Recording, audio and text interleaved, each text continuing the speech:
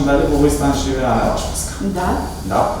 Дали е дома, дали може да има? Моментално е на работа. Така, а вие сте? Братучина. Марија. Значи вие го изнајмувате станот на Ана Тоа Лашковска? се приватни работи, кои што не можам да ги кажам. Но го плаќа државата за да го прашам? Не го плаќа, тоа се приватна работа. Нас не интересира само дали станот и го изнајмувате на... Не е проблем. Или вие живеете со нејза, како е? Не, јас сум моментално на гости тука, а не можам ништо да ви кажам, слободно знаете, ами обратете се. Така. Чао. И само да ви прашам...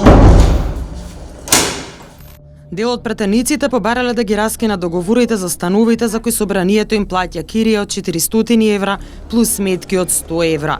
Ова следува од како АЕДНОН неодамна откри дека од претениците кои доаѓаат од внатрешноста, голем дел изнемуваат станови од нивни роднини и пријатели, речиси сите ги користат комплетните бенефиции и изнемуваат станови за максималната сума, без разлика на квадратурата, а за дел постојат сомнежи дали навистина живеат во становите што ги изнемуваат.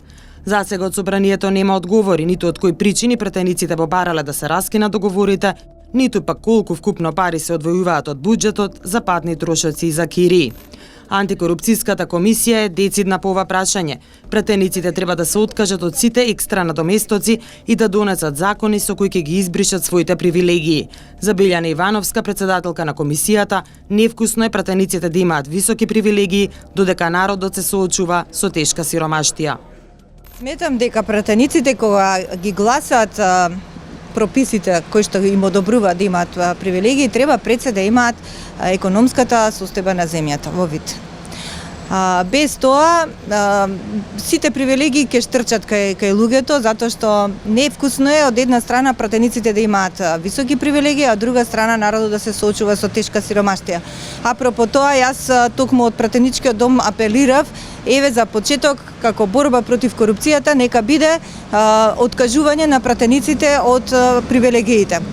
Но во секој случај државата треба на некој начин да им овозможи на пратениците да функционираат. Сепак тоа треба да биде во рамките на можностите на државата, во рамките на економската моќ на државата. Зошто на пример на пратениците наместо патни трошоци не им се одобри користење на јавен сообраќај, дали автобуски, железнички или било каков бесплатно на територија на цела држава. Со тоа многу би се намалиле трошоците на име патни трошоци за пратениците, кои што и не знам дали буквално им следуваат според тоа што е напишано, заради тоа што вика може да се користат за службени цели, а они ги користат за доаѓање на работа. Така што и тоа е дискутабилно. Тоа треба да се искристализира.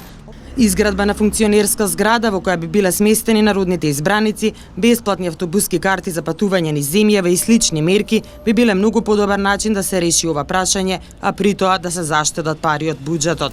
Но наместо тоа, за 13 пратеници собранието на годишно ниво плаќа речиси 80.000 евра за кирија и за сметки, а тие дополнително користат и патни трошоци. Откако АЕДНОН ја објави историјата, председателот на собранието Талат Џафери, наместо да развие дебата во јавноста на оваа тема, тој ги искара новинарите дека се мешале во приватноста и ја загрозувале безбедноста на пратениците. Но кога се работи за јавни пари, а особено кога постојат сомнежи за злоупотреби, приватноста станува јавен интерес. Ова дотолку повеќе што истражувањето на АЕДНОН покажа дека пратеничката од ВМРО ДПМН е од Прилеп, Ана Лашковска. Станот го изнајмува од сестрата на незината снаа.